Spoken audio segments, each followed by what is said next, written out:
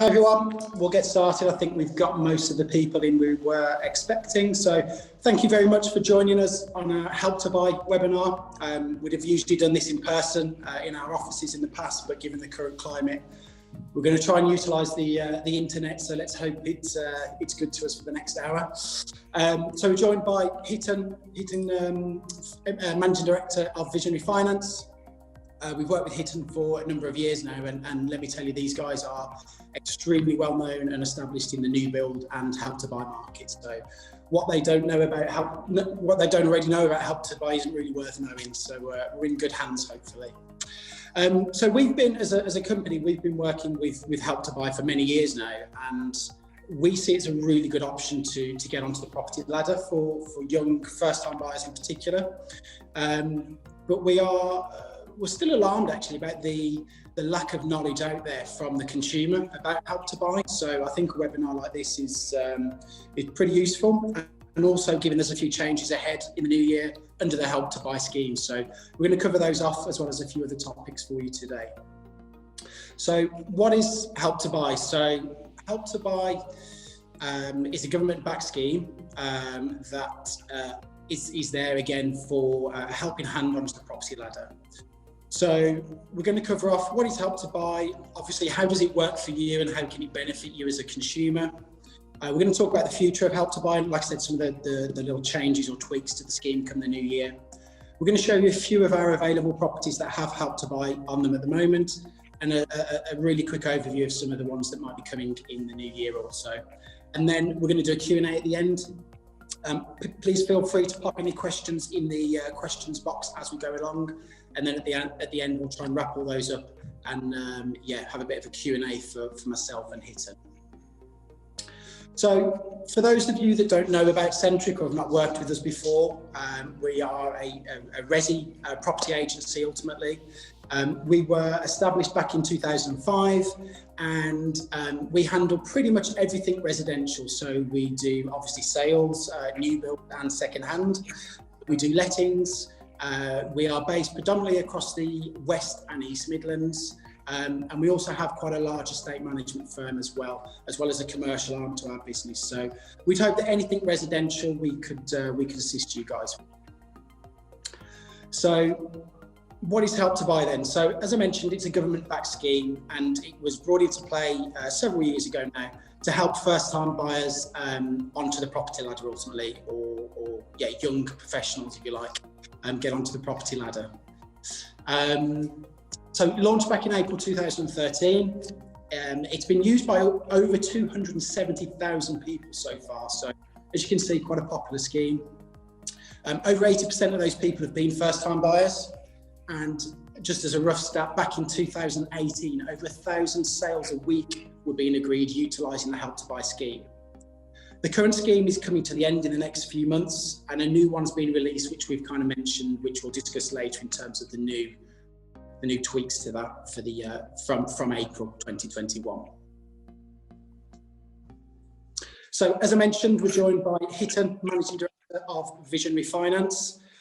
Sheldon's going to run us through a sort of overview of the basics of Help to Buy, and then, like I say, answer any questions at the end of that. So Sheldon, welcome. Thank you very much for your time. I know you guys are mad busy at the moment. Thank you so much for the warm introduction, Andy. Hi, everyone. Good afternoon to you all, and thank you for taking the time to join us on this webinar. Once we get this right, so as Andy mentioned, we're going to be talking about the Help to Buy scheme, but more from a mortgage perspective, so what that looks like. Can I have the next slide, please, Jack?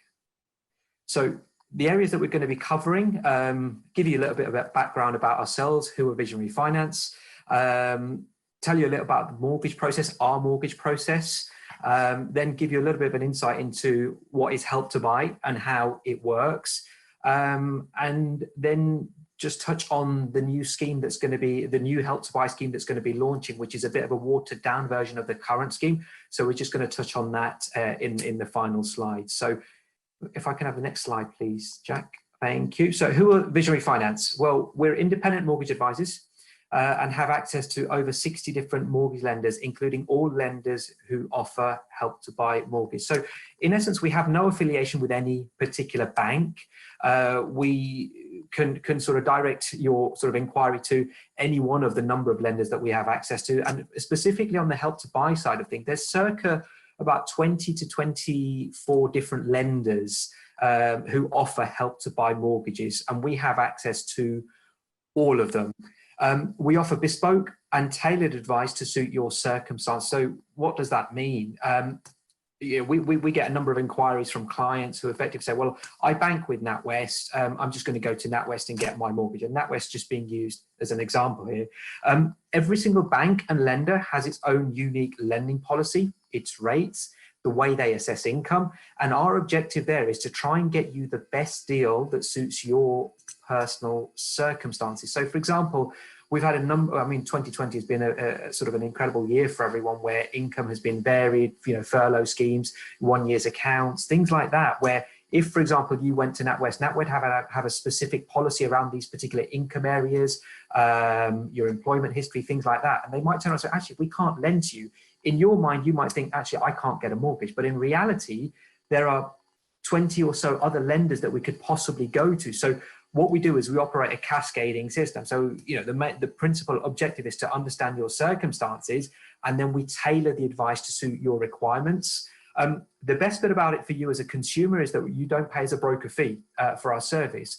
You might be wondering, how do we get remunerated and paid? Well, we do when we get your mortgage over the line for you. So when you get the keys to your property, the lender will pay us a commission for facilitating and assisting you in getting that mortgage over the line. And that's the way we get remunerated. So there's no cost to you for our service, our broker service. And the last sort of point to note is that our dedicated team of experienced mortgage advisors mean we will manage the entire process on your behalf. Mortgage, obtaining a mortgage is probably one of the most stressful things that you can possibly do, it's particularly if you're a first-time buyer and never really had experience of it. From our perspective, our team are very, very well experienced in helping you, holding your hand through that whole process. And it means that in essence, you don't have to then get involved with any of the jargon that the lenders might confuse you with. But equally, we deal with a lot of our process by telephone and email. So in essence, it saves you having to sit in front of a bank manager for 2 hours running through your scenario. So we will do all of that on your behalf. If I can have the next slide, please, Jack. Perfect. So our mortgage process, about 80 to 85% of our clients that we deal with is done remotely by telephone, email, Zoom. And what we do to start with is have a sort of initial high-level consultation process with our client, which will be a 10-minute phone call with one of the mortgage advisors, just to grab some high-level information about your personal circumstances and details about your proposed purchase.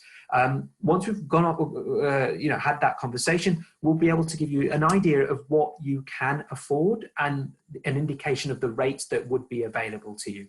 The next process, if you're keen to discuss that further, we will then request granular information. So that typically includes ID verification documentation, income documents, proof of income, proof of residency, bank statements, things like that, to allow us to then go into the nuts and bolts of your personal circumstances to ensure that we can source you and find you the correct mortgage option. Once we've got that paperwork back from you, the next phase is the market research. So we'll go to the market, in essence, and work out and find out which lender is best suited to your circumstances, and to present you with options based on various different rate options like 2-year fix, 5-year fix, etc., and present these figures to you. Once you say, look, I'm happy with this option, I'd like to proceed, we will then start the application process. And that means effectively keying in the full application variable. We are live, guys, just to prove it. There we go. So definitely, yeah. Go on the application process side of things. So we'll key in the application, and we will obviously then liaise with the lender to make sure that your application is going through the proper process of the underwriting. But throughout the whole process, we'll keep you updated. So you don't have to then spend hours on the phone to a lender trying to know where your mortgage application's at. We will do that on your behalf and keep you updated. And the final phase is getting the mortgage offer from the lender. Okay, that will be produced when they've underwritten your case, happy with your income, happy with the evidence provided. But equally, they've got sign off from the valuation side of things as well. So, and they will instruct that valuation, which will coordinate with your sales agent. In addition to the mortgage side of it, we'll also liaise with Centrick if you choose to buy through them in terms of the sales agent, as well as managing the process with Help to Buy. So again, there's a consent that we need to get to what's known as an authority to proceed from Help to Buy, and we'll make that Help to Buy application on your behalf and help you through that process. So it's an end-to-end process. And as I said, your point of contact is us. We will make sure that we get it over the line for you. If I could have the next slide, please, Jack. So what is Help to Buy and how does it work? Well, Help to Buy is a government loan to assist you purchasing your first home. Okay, the government in essence gives you an equity loan, which is interest-free for 5 years. And then from year 6, you start to pay a monthly interest fee of 1.75% of the equity loan amount. So I'll touch on that in the slides sort of further down the line. You can choose to pay for equity loan at any time. You're not bound by it. And you can pay it either partially or in 10% chunks. The current scheme means that the house value must be under £600,000. But as I said, there's a new scheme that's coming into effect in the spring of next year, April 2021. So I'll touch on that in the slides ahead. And you must pay back the loan after 25 years or when you sell your home, whichever comes first. Now, the amount that you pay back depends on how much your home is worth. So let me just elaborate on that point. In essence, the way you need to look at the way Help to Buy works is that it's the government that's effectively being a joint buyer with yourself. They're buying the property with you and they're having an equity stake. So if you're buying it yourself, the government's a co-buyer with you, and what they will contribute is 20% of the value of the property. The benefit of using the government loan scheme is, in essence, it brings down your monthly, it brings down the mortgage you require. So rather than borrowing 95%, for example, you're only having to borrow 75%, as you can see from the example that I've got there on the left-hand side, which means that your interest rate comes down significantly. So the way that it works, in essence, is that you've got you get 75% mortgage from the government, mortgage from the commercial lender. You've got a 20% equity loan from the government, and then you have to put a minimum of a 5% deposit down. Now, how is that deposit made up? That deposit could be made up with a Help to Buy ISA. It could be made up by you asking mum and dad to give you some money, or it could be just your own savings, etc. So it could be a number of different areas that you can make up that 5%. The minimum amount that, as I said, you need to put down is 5%. So just putting it into sort of numbers just to contextualize it, based on a property value of £200,000, the mortgage that you're going to get is for £150,000 from the lender. Okay, you're going to be getting £40,000 from the government as an equity loan, and you're going to get £10,000, which is effectively your cash contribution. So when you come to sell that, to give you some context, say in 5 years' time, that property's gone up by £20,000. It's now worth £220,000. You made a £20,000 profit on the actual value of the property. Now, because the government at the outset lent you 20%, they will want to take a 20% profit share of that property. Equally, on the flip side, if the property value decreased, they would take a 20% hit. So they're in it with you jointly, whether it's an upside or a downside. And now we get certain clients that turn around and say to us that, oh, why should I share the profit that I'm making on the property with the government? Well, what we do say to them is, look, if you're in a position where Help to Buy is the best scheme for you because you've got a limited deposit, but you've got limited income, it gives you the ability to get yourself on the property ladder. Okay, and without that help, assistance that the government are giving on the Help to Buy scheme, you won't be able to afford a property as high as that. So in essence, you know, it gives you that stepping stone. So it, you know, to our mind, it's not unreasonable for the government to say, actually, we take the upside risk, but we can also take the downside risk. So it can be viewed in two ways. I think if you look at the positive, at least they're giving you the helping hand to get on the ladder. So I hope that sort of provides you with the sort of the context. If I can go on to the next slide now, please. So from a mortgage perspective, how does that look? Andy's going to be touching on a few schemes that they've got coming up. If we first take into account a property value of £222,500, quite specific, but there's a reason for that, and which Andy will allude to in his next set of slides. So a 5% deposit is effective, works out £11,125. You get a 20% equity loan scheme from the government, which is £44,500, and you get a repayment mortgage of £166,875. Okay. Now, how are the rates looking currently? Now, bearing in mind, these are just for illustrative purposes only. They are available now, these rates, but when you come to apply, there may be tweaks in the rates. But just to give you an idea of what's available currently, a 2-year fix, you can get at 1.79%. A lender product fee of 749, that's what the lender charges you for that product. So your monthly payment would equate to about £606.16 per month. Yeah. Now, if we switch that to a 5-year fix, that increases, the rate increases marginally to 1.93%, but you get the guarantee that your payment will remain at £617.84 for the next 5 years. Now, remember in the previous slide, I mentioned that you would be paying an interest on the equity loan amount, which is effectively 1.75%. What does that look like in year 6 if you continue to keep that property? Well, on this particular example, the equity loan of £44,500 means that you'll have to pay an additional on top of your mortgage, £65 a month. That's the government giving you £44,500 to buy the property, and they're charging you £65 a month as an interest cost, which, is quite reasonable, bearing in mind how much this property would cost for you to rent. So if I go on to the next slide, I'll give you an example of a more cheaper property and see how the numbers differ. So in this example, we've given a property value of £130,000, 5% deposit, £6,500, equity loan of £26,000, and the mortgage is £97,500. Again, on a 30-year repayment profile, your monthly payment on a 2-year fix comes in at £350.23, and on a 5-year fix at £356.98. Now, just to give you some context, firstly, if you were to say to me, right, I don't want to be using the Help to Buy scheme, but I want to get a 95% mortgage, they're not available. Lenders at the moment are very, very cautious about lending at those higher LTVs because of all the uncertainty around COVID, etc. So firstly, you won't be able to get a mortgage at 95%. The next best option would be a 90% mortgage. So you'd need a 10% deposit in this example, which would be £13,000. But then the rate, as you can see here, you can see a rate of 1.79%.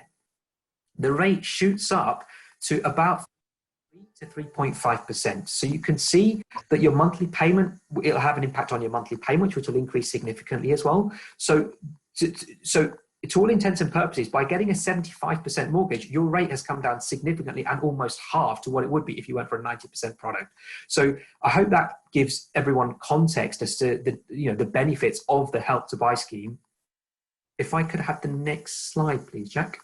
So how is the Help to Buy equity loan scheme changing from April next year? Well, to qualify for the government loan, you must be a first-time buyer. This means that you or anyone you're buying a home with must not own a home or a residential land now or in the past in the UK or abroad.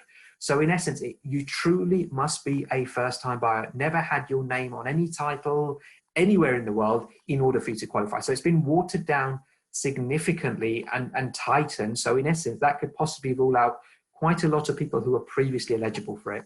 But also what they've done is they've put regional price caps. So the properties that Andy's going to be speaking about are based in the East Midlands and the West.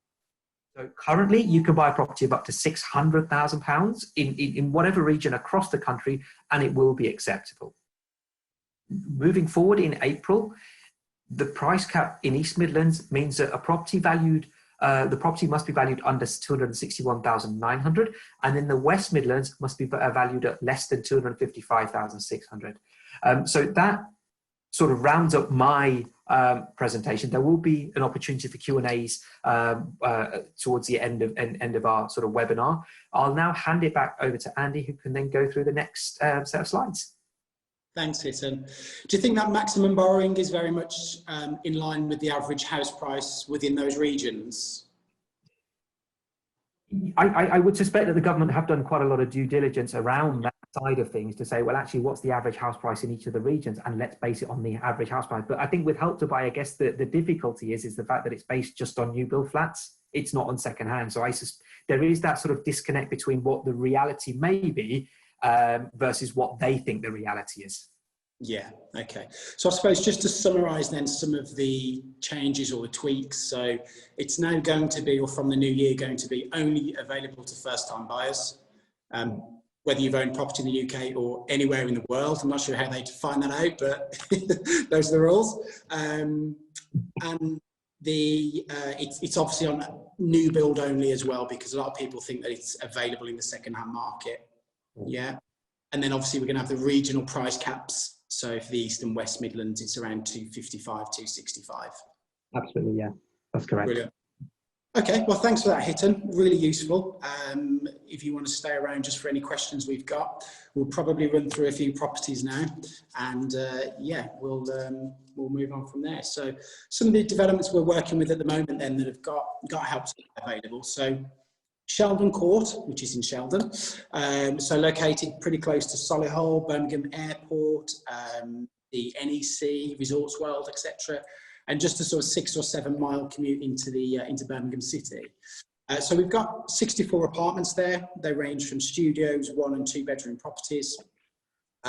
We've got around 17, 18 left remaining, so we're about 65% of the way through, which is fantastic.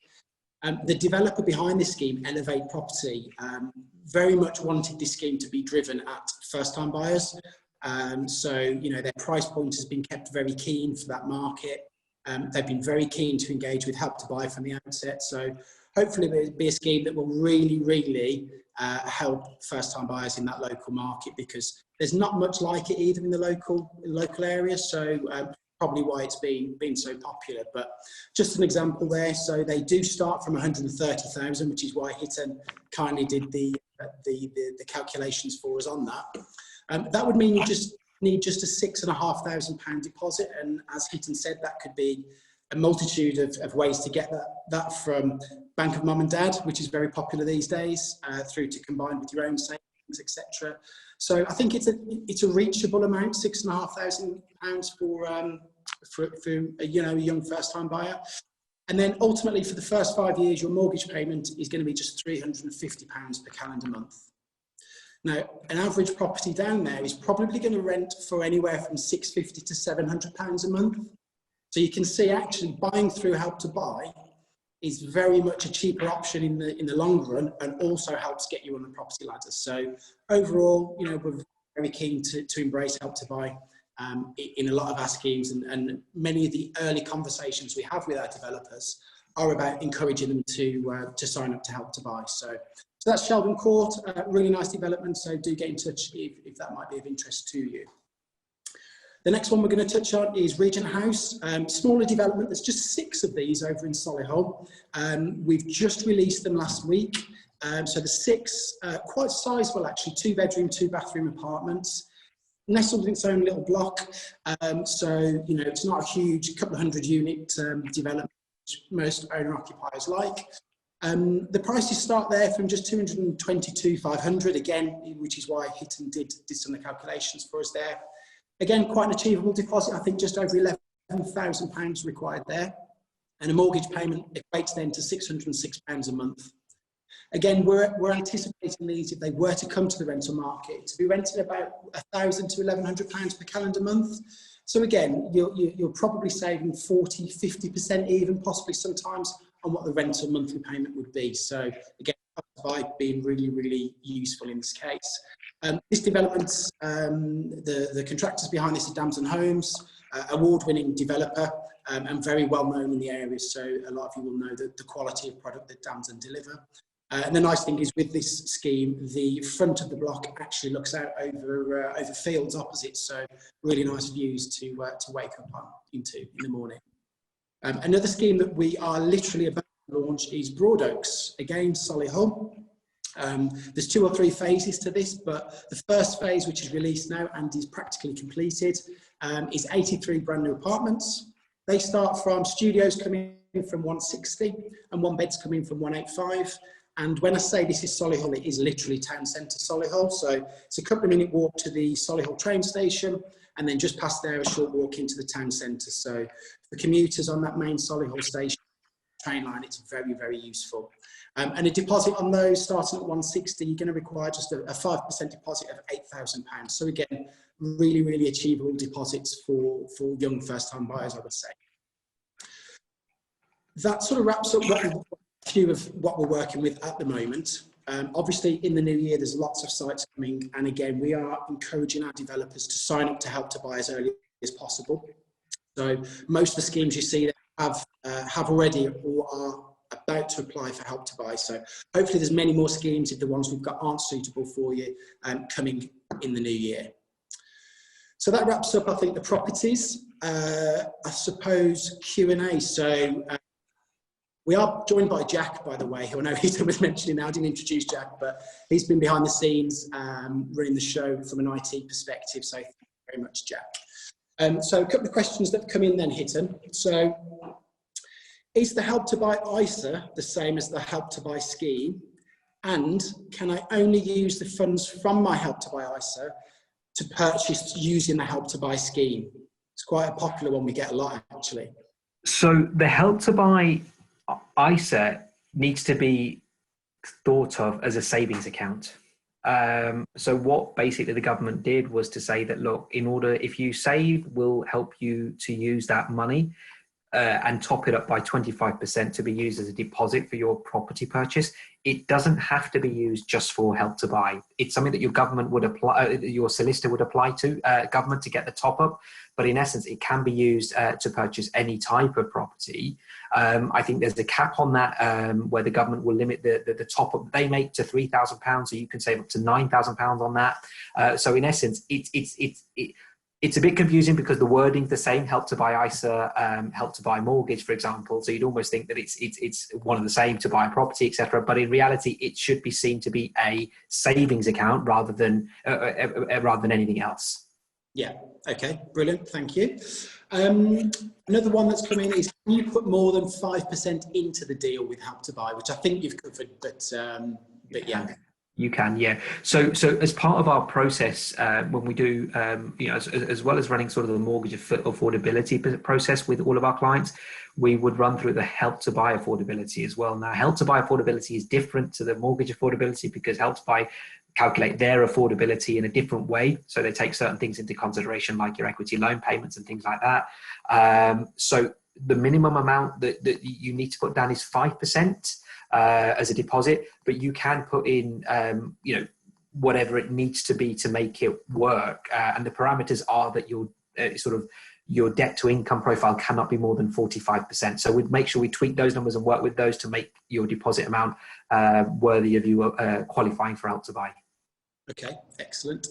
If obviously the current is up to 600,000, so can people still apply for that now if the property is above? We've just shown us the regional areas. I think, and also, do you have to draw down the funds before the new scheme kicks in? It might be the answer, but yeah, as we understand it, on the existing Help to Buy scheme, it has to complete by the 31st of March. If it then we're still getting guidance from lenders to see how to find out how they're going to deal with it. But equally, I think we're waiting for some further details to come back from sort of the legal process as well. But it's safe to assume that if it doesn't complete by the 31st of March, then in essence, it won't qualify for the current Help to Buy scheme. Okay, brilliant. And if somebody wants to buy, this one's just coming in, if somebody wants to buy a flat that's above that 255,000 in the West Mids, so let's say it's 300,000, can they still utilise Help to Buy to get them up to the 255? Again, the guidance that we're seeing, it says that if the property value is above that level, above the regional price cap, then it won't qualify for Help to Buy. Okay, so it's not like they could top it up with... No. No. What would be the point? Help to Buy if they... Yeah. Sure.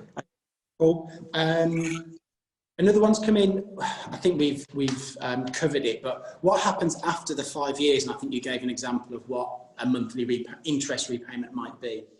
That's correct, yeah. So after 5 years, the first 5 years is interest-free. After 5 years, the government charge an interest rate of 1.75% per annum, which goes up year on year with RPI. Okay, so in essence, you would then have to pay, as well as paying your mortgage payment, you'd have to pay a monthly payment, monthly interest charge to the government for the equity loan amount that they've given to you. So there would be a monthly. So on the example that I gave here, on the first one where the purchase price was 222,500, the monthly equity loan interest charge would be £65 a month. So it's not massive. If you think about 1.75% interest per annum, it's not a huge amount. So, and on the second example that I gave, the equity loan charge would be circa £40 per month. Okay, brilliant. And again, we've covered this one, but what are the options, and can I pay back the Help to Buy loan before 5 years? You can, yeah, absolutely, you can do. So what people tend to use it as is a stepping stone. So in 2 years' time, if you went for the 2-year fixed rate product and your income's gone up, and you might have saved a little bit more money and think, right, I want to do away with the Help to Buy equity loan, you can remortgage. So where the loan to value, as I discussed, was 75% is what you get from the mortgage lender. In 2 years' time, you'll say, right, my income's gone up, I can afford a mortgage of 85% or even 90% to service the debt. So remortgage and pull the equity out so that you could clear off Help to Buy, and then you own the property in your sole name without the government having any sort of control or any ownership of it. Yeah. Okay. Brilliant. I've got quite a long one just been hidden, so bear with me. I'm going to try and break this down. But so he's put Help to Buy scheme is changing to a new product, and applications for the current scheme must be in by mid-December. If I miss applying for the current scheme and have to apply for the 2021 scheme, can I complete before the stamp duty holiday expires? I believe the new scheme doesn't actually start until the end of March, and therefore I may miss the stamp duty holiday. Hope that makes sense. Thanks. Yeah. Yeah, that's very, very, very good question. Very, very intricate question as well. Yeah. Again, there's a lot of sort of developers, etc., trying to push to meet that 31st of March deadline. There are rumours out there that the stamp duty may be extended because apparently there's that suspicion that it will fall off a cliff edge if they do pull it on that, if there's that cut-off date of the 31st of March. Having said that, if we just think back to what the stamp duty looked like before this holiday when it was announced, and in essence, the government still offered incentives for first-time buyers. Yeah. So you'd hope that they're still going to maintain some level of incentive for the first-time buyer market. Whether that, as it does now, I doubt it very much. If the second-hand buyers and the upsizers and all that sort of stuff, that's going to be completely different, and I think they're going to remove it. But they will have some level of incentive, I would expect, based on what we know pre this holiday, that the stamp duty incentive of some sort will be available. But how it looks currently, we just don't know. And I think first-time buyers are, I would say, most properties that go through on Help to Buy. So hopefully, David, hopefully property you'll be already within that first-time buyer relief category, I suppose. That's correct, yeah. The last one that's just, why is it just on new builds? Good question. I think it's more of an administrative purpose. I mean, the government previously did have the mortgage guarantee scheme, which I think it was Philip Hammond, when he was Chancellor, scrapped it. And they were offering 95% mortgages on second-hand properties, and the government were providing a 20% guarantee. But what they did say is that the uptake on the second-hand market for the mortgage guarantee scheme wasn't as strong. But to be honest, I genuinely don't know the answer, because I think it hinders people's opportunity to get on the housing market, and they're shoehorned into purchasing a new build property. Maybe the only sort of rationale, the logic that I can put behind it is the fact that new build properties come with all the guarantees and the warranties and things like that. So the government, if they're investing the money in that property, they want to know that the property's built up to current building reg standard, that there's no issues around that type of thing, etc. So that's the only logical explanation that I can give, is that new build properties do give that. Second-hand properties, if you go and buy, say, a Victorian home, or something built in the 18th century, for example, how did the government be sure that that property is not going to fall down? And you'll have a mortgage survey and things like that done, but it doesn't conform to current building regs and all that sort of stuff. So I would suspect that it's something to do with those that line of thinking, that they only limit it to new build. That answer hits, and I think given the government, the comfort, the product ultimately the purchasers buying is up to current standards, and is not going to cost the government, because ultimately they're putting money into this deal at the same time, so they want to make sure that's secure. And also I think it's to help the industry, the housing market, the house builders, to keep that side of the world going, with the government with a massive pledge to build more new homes. I suppose it does help get a few more sales over the line for the end developer, which encourages them to go on to other developments. Absolutely. And if you just look at the figures that you had in your earlier slide, Annie, where you said, I think it was about 270,000 people that have actually taken advantage of the Help to Buy scheme. If you think that the government are in average to the tune invested £40,000 for every single Help to Buy scheme that they've lent on, that's billions of pounds that they've committed to the housing market, the new market. Can they afford for that to collapse? Probably not. So they're going to, it's almost, they're going to have to sort of keep being inventive and making sure that the housing market sustains. So it'll be interesting to see what it looks like in time to come. Yeah. Somebody's just, I think off the back of one of your answers, Hitton, has got everybody rather excited about the stamp duty holiday and possibility of it being extended. I think the honest answer is nobody can give an answer to that. Obviously, it's going to be a led decision. Absolutely. But there are things around that they may extend or may do a sort of step down option. So he's hoping from everybody within the industry and everybody looking to purchase property over the next few months. Absolutely. Yeah.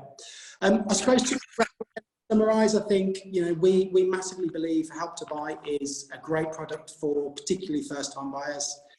It means that deposits are achievable. It's not 20, 30, 40,000 pounds.